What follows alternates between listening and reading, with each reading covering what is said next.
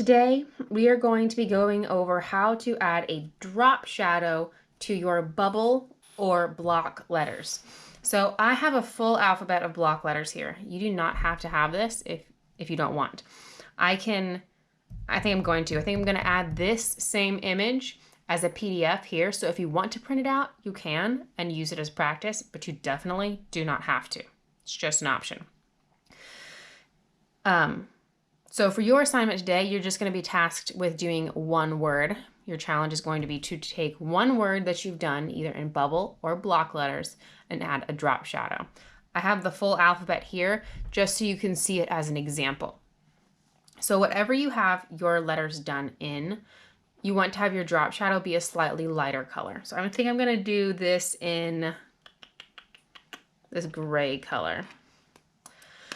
So to decide where a drop shadow is, you have to decide where your light is coming from. Because if you're outside, the sun is above you, so your shadow is going to be below you. If you are in a room and you have a light coming from down the hall, all the shadows are going to be going in the opposite direction. If I have a lamp right here, all the shadows are going to be going that way. So whichever way you want, let me start my sentence over. Your shadows are going to be in the opposite direction from wherever your light is. So you have to decide where you want your imaginary light source to be. Most people that you'll see when doing lettering, they tend to do their drop shadow on the right side. But there's no rule for that. You don't have to do that. So I'm going to show you doing it on the right side just because that tends to be what you'll see if you look at letters on a computer. So if my sun, I'll even just draw it. My sun is shining from the top right-hand side. The light is going to be going this way. It's going to be going in this direction, which means the shadows are all going to be longer on this side. So there wouldn't be any shadow on top because if you have sun above you, there's not going to be any shadow there. All the shadows are going to be on the right side and the bottom.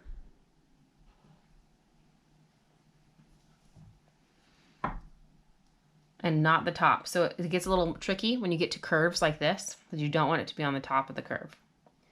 So on the right side and the bottom. Right side there. And the bottom.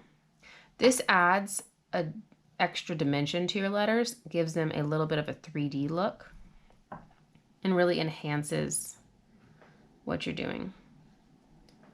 So it helps if you imagine these letters as being something that's real in 3D in front of you.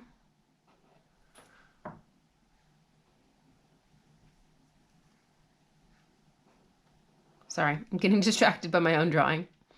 It helps if you imagine these letters as being something that's real in 3D in front of you to decide where all of the shadows should go.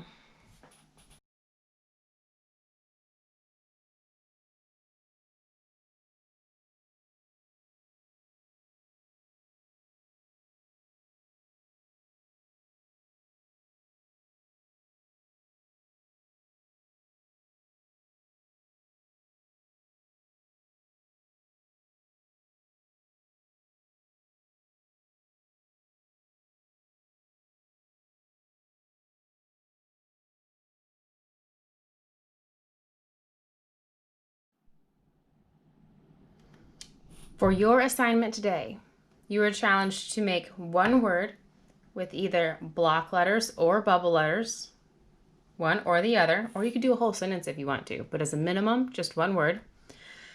And then add a drop shadow.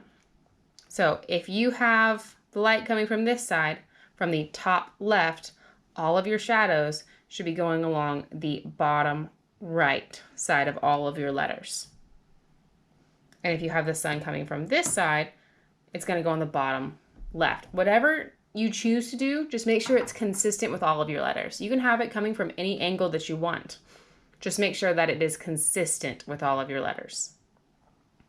Because if it is inconsistent, then I'm going to think that you might not understand what you're doing fully. So make sure that whatever you do is consistent across the board with all your letters, and that'll show me that you understand what we're doing here. If you have any questions, please feel free to message me in the assignment, and I'm going to try and add some extra examples along with this assignment as pictures.